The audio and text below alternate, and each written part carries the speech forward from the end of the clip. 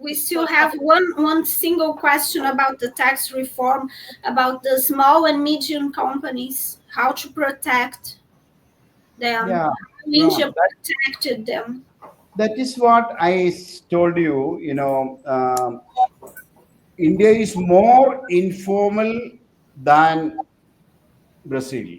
Brazil is also, you also have a large informal sector, but our informal sector is much more bigger.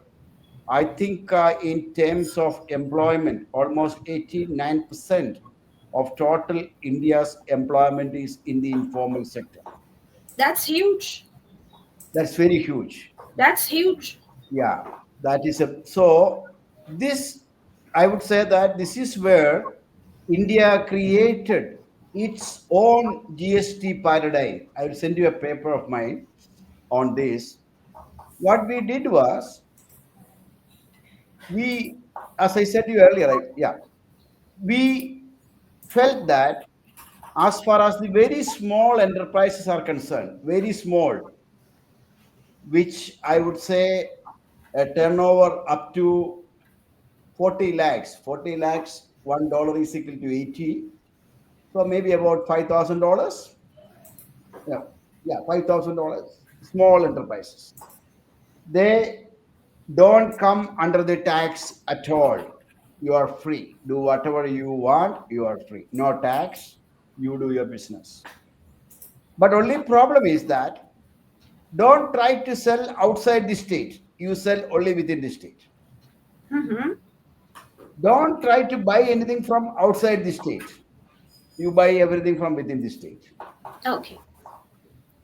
These are not very difficult things. We can always manage. I can, as a businessman, I know how to get my things from outside, even Okay. without I myself directly going. They all know they are more intelligent than we the policy makers who make policies. Okay. Then comes the next group. I would call the middle level. These are the smaller. Then we have the above level companies. We told them, look, you must register. You must register. But you don't have to issue invoices. You don't have to. You what you can do is you can pay 1% of your turnover as tax to us. Only Okay. 1%. Only 1%. But the only problem is that indirect tax should not be collected from the consumers. Don't collect from the consumer. You don't need to give any invoice. You cannot collect it from the consumer. That 1% you must pay from your pocket. From your pocket. Then came the third category, larger enterprises. With them, you have different tax rate.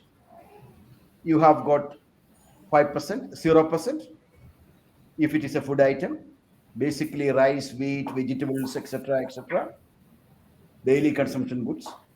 Then 5% if it is a processed food and biscuits and cakes and all kinds of things, food products. Then you have got textiles 5%, and then you have got 12%, still luxurious. Then you have 18%. Then you have 28%, and on the 28%, you will be charged again a cess of compensation sex, which I want to collect for paying the states for compensation. So the rich people, the tax rate is really progressive. If you are really rich, you are really in trouble. You have to pay very high rates. Not rich. If you consume those goods, you have to pay high tax. That is the so. So in that sense, the small and medium enterprises were protected. Okay, so you have that cushion, that protection for very small Yeah. companies, and which is great. This is awesome. This is socially sensible to protect the. It gives social mobility to the system to protect them, and both Brazil and India have to think about it, But about there is protecting, a creating problem a here. cushion from those small businesses. Yeah, I think they will remain as small. They will never become big. Okay. The moment you, as I told you, the story between Ricardo as a big businessman, me as a small businessman, if Ricardo wants to get his input tax credit, I, as a supplier of goods, also must be registering with the system. Otherwise, this is a computer system now. But there is another thing which I forgot to tell you about is what is called e-way bill. E-way bill, electronic way bill. Suppose I buy from Ricardo's shop $5,000 worth good.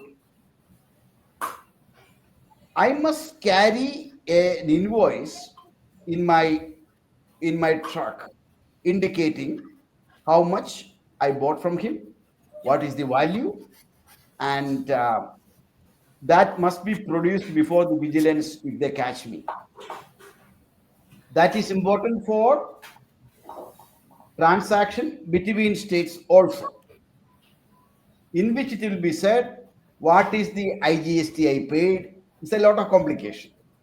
But now the problem is, suppose Ricardo puts that one truckload of cement or one truckload of wood, he says the price is 5,000, only $50.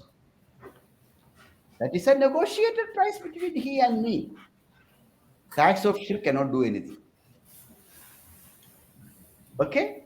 If he says this whole truckload of wood, furniture is just for $50, I negotiated for that. He agreed to sell me, I agreed to pay. That's fine. We can't do anything about it. There are a lot of problems. There are a lot of problems. But these problems are there everywhere. But everything said and done, you know. But ideal system should be in a fiscal federal system like ours with the different states. Ideal thing will be you can think of a rate, say for example, 10%. When I say about we have got 12%, you can fix it as 10%, and 50% will go to state, 50% go to the union. And the state should have the freedom to decide above the 10% how much you want to charge.